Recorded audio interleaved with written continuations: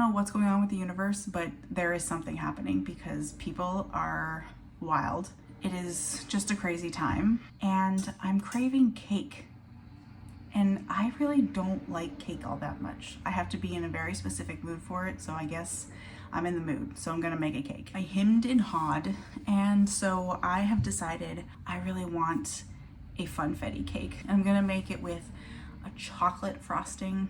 It's gonna be so good, I can't wait. I will link the recipes that I'm using down below in the description. My oven is preheating to 350 Fahrenheit. For this purpose, I'm having the recipe because I don't need all that cake. I am missing a couple of ingredients, well, mostly just one that I'm really upset about, but whatever. I'm gonna make the cakes tonight because it's already getting later, and then tomorrow I can make the frosting and frost. I hate waiting for cakes to cool to frost them, so that's why this is my cheat. I just make them the night before, wrap them up, do it tomorrow. It's gonna be great. So we can get started. Separate bowl, I'm gonna make my flour mixture. This is cake flour. And then I'm going to kind of mix in salt, baking powder, and baking soda. You can sift it, but I just use a whisk. It's all good. I'm gonna put this to the side. Larger bowl, I have room temperature coconut oil and butter. I'm gonna cream these together with some white sugar until this mixture is like light and fluffy. It should be pale and smooth and fluffy. And I'm using my hand mixer today because I am having this recipe. If I was doing the whole recipe, I might use my stand mixer. I would not suggest doing this by hand. Like, I guess you can if you want to, but I don't suggest it. I think we are there, light and fluffy. So to this, I'm gonna add my egg whites and then incorporate those for another couple of minutes until everything is all zhuzhed. Look at that. This is turning into something that it looks like I wanna just rub it all over my body. I'm not gonna do that, but you know, I'm trying to give you the visual with words. Here's where I'm annoyed at myself. I wish that I had vanilla bean paste. I don't, so we're just gonna go with the extract, which is fine. And this is optional, but I'm gonna use just a tiny bit because I don't want it to taste too much like almond, but also if you're using almond extract, the tiniest dab will always do you. It's very strong. So I'm gonna put a little bit of that in, and then I would put in a glob of vanilla bean paste as well, but don't have it, so I'm gonna incorporate these. All right, we're ready. I'm gonna add a third of my flour mixture in. We're gonna alternate between our dry and our wet. You always wanna start and finish with your dry mixture. Incorporate this, just so, don't overmix it. Half of my buttermilk. Ooh, that is just half. Dang, I'm good. Another third of my flour mixture, the rest of my buttermilk, and the rest of my dry mixture. Look at this. I'm so sorry, this lighting is just horrible. It's really dark outside because it's storming and the lights in here just aren't great, but we've got our mixture good to go. This is the recipe. The recipe is not for Funfetti cake, but I'm making it Funfetti. So I'm using just some rainbow sprinkles. If you use sprinkles in a cake, I would suggest using these ones, like the Jimmies.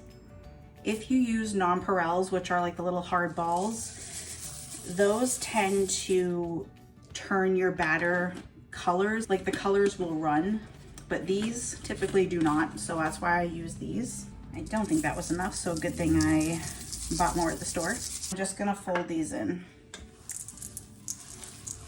and make sure I get everything up off of the bottom, make sure all the flour is incorporated, but you don't want to mix it too much, just enough to get everything together. I think I might need more sprinkles. Never enough. I'm using 6-inch cake pans. This full recipe is supposed to make 3 8-inch, but since I'm having it, I'm making just smaller ones. And I like to spray and line my cake pans because I just don't want to take any chances. And when I'm baking, I always use the pan, the blue one that has flour in it, I think, and it's perfect. Now I'm going to evenly as possible distribute my batter. Wish I had a bigger scoop. This is gonna take forever. I guess I could weigh it, but too late now. Nice and sloppy. I'm gonna clean my sides up here and the counter. Ugh, whenever I bake, I make such a mess. one of the handiest tools in my kitchen, my little offset spatula. Just gonna even them all out. Oh yeah, this is gonna be a cute little cake. Just like me.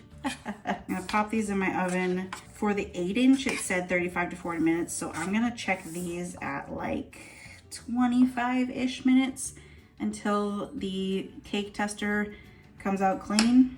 Yeah, good. To make it easier on me, I'm gonna put this on a sheet tray. Look at that. Let's see where we are. Clean.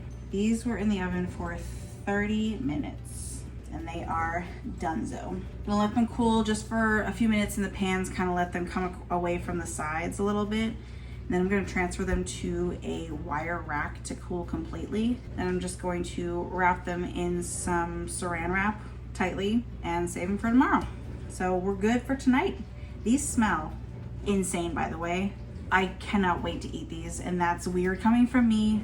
I am not a cake person, but I'm excited over here, so that's a good sign.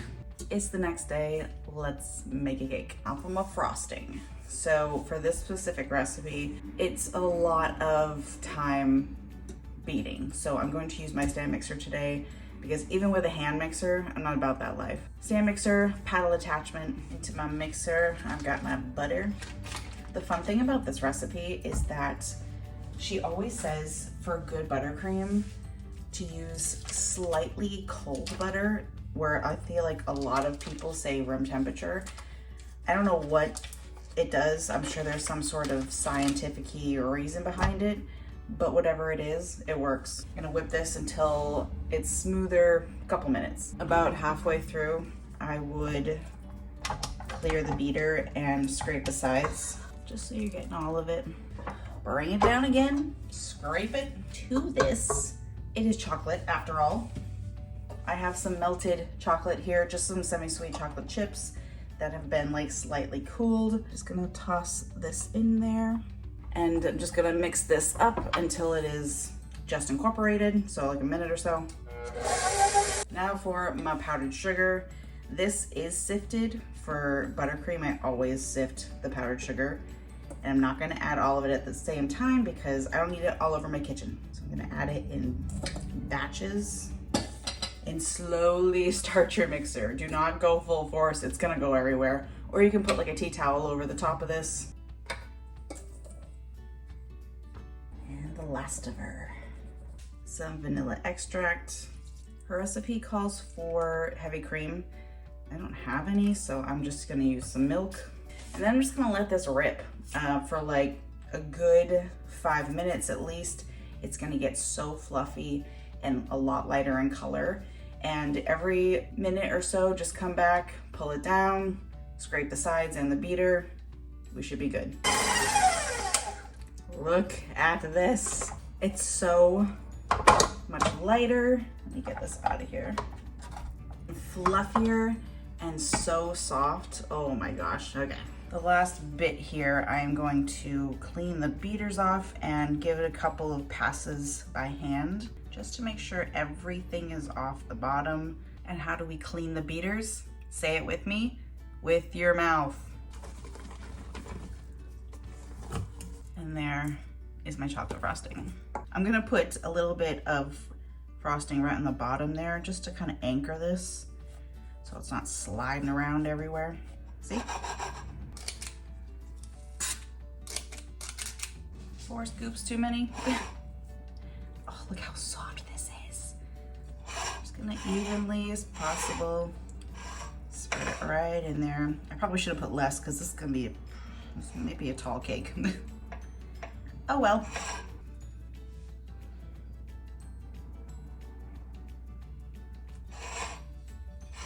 I'm trying to make it as even as I can. I'm horrible at this. Top layer, I like to put upside down. Load it on. I'm not gonna do a crumb coat on this. It doesn't have to look perfect. So she's gonna be rustic and crummy. But I am gonna try and keep it straight. Ooh, she's looking like a hot mess. Just like me. But she's got a great personality. And because it's me, topping with a little flaky sea salt. I got my cute plate out. Only one chance of this perfect little slice. I think I might go like in half. I'm also horrible at cutting cakes, so forgive me. Oh, look at that. Okay, I kind of just rolled out of bed and finished this cake, so excuse my appearance, but I don't care. Oh yeah.